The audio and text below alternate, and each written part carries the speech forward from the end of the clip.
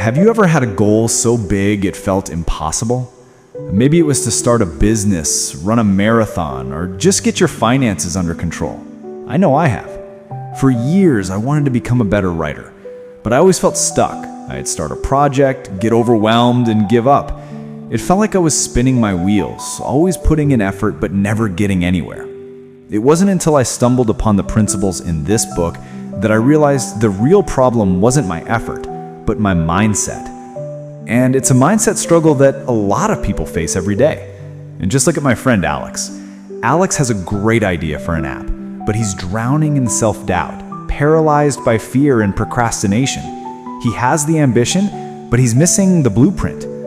Today, we're going to dive into the timeless book, Think and Grow Rich, to explore the 13 principles that can turn your burning desire into a tangible reality.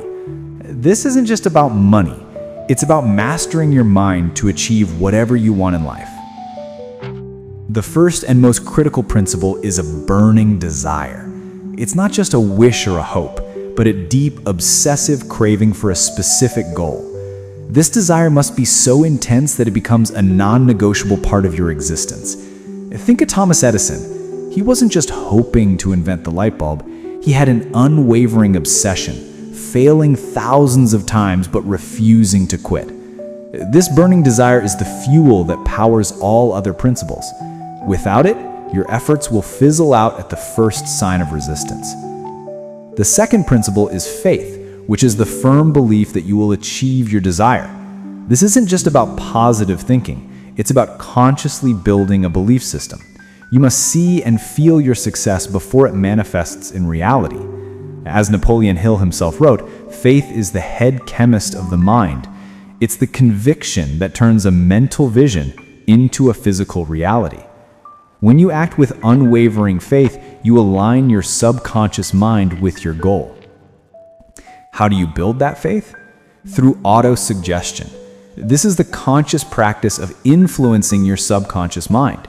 It involves repeating affirmations and visualizing your desired outcome daily. You must speak to yourself in a language of success and possibility. When I was struggling with my writing, I started a simple auto-suggestion practice. Every morning I would tell myself, I am a creative, disciplined writer. At first it felt silly, but over time my subconscious mind began to accept it as truth. Next, you need specialized knowledge. This is the practical know-how required to achieve your goal. It's not enough to just want something. You need a plan. And when Andrew Carnegie decided to build his steel empire, he didn't know everything about steel production, but he had the specialized knowledge to find and hire the most brilliant minds in the industry, creating a mastermind alliance. Your knowledge doesn't have to be innate. You just need to know where to find it and how to apply it. The fifth principle is imagination, the workshop of the mind. It's the ability to turn a vague idea into a concrete plan. This is where your desire and knowledge are fused. You need to use your imagination to create a detailed blueprint of what success looks like. Without imagination, even the best ideas remain dormant because they lack a path to realization. With a blueprint from your imagination, you move to organized planning. This means creating a detailed, actionable plan. It's about breaking down your big goal into small, manageable steps. Just as Henry Ford created an assembly line to build cars, you need to create a plan for building your dream. Don't be afraid to adjust the plan as you go, but always have a roadmap to follow. The seventh principle is decision. Successful people make decisions quickly and change them slowly. Procrastination is the enemy of progress. Once you have a plan, you must act decisively. This is a crucial distinction between those who succeed and those who just dream.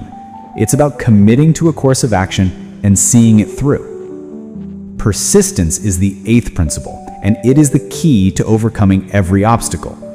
Hill states that persistence is to the character what carbon is to steel. It's the unwavering resolve to continue despite setbacks, discouragement, or temporary failure.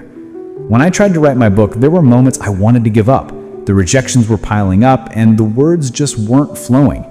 But I persisted, writing just one page at a time. That one-page-a-day habit was my persistence, and it eventually led to a finished manuscript.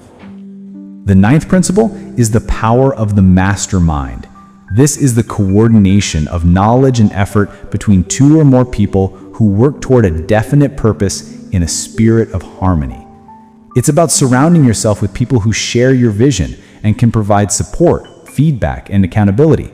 This collective intelligence and energy are far greater than what any single person can achieve alone. So what's the big takeaway? Your mind is the most powerful tool you have. Think and Grow Rich isn't about magic. It's about a systematic approach to focusing your thoughts and energy.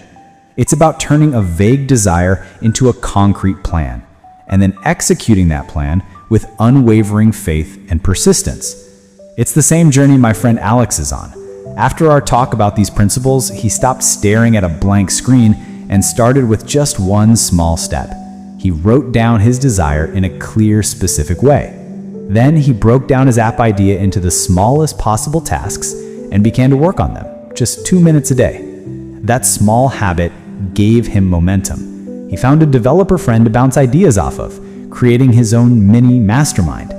And now he's not just dreaming about his app, he's building it, one line of code at a time. Remember, the journey from thought to reality begins with one single deliberate action. Thank you for watching.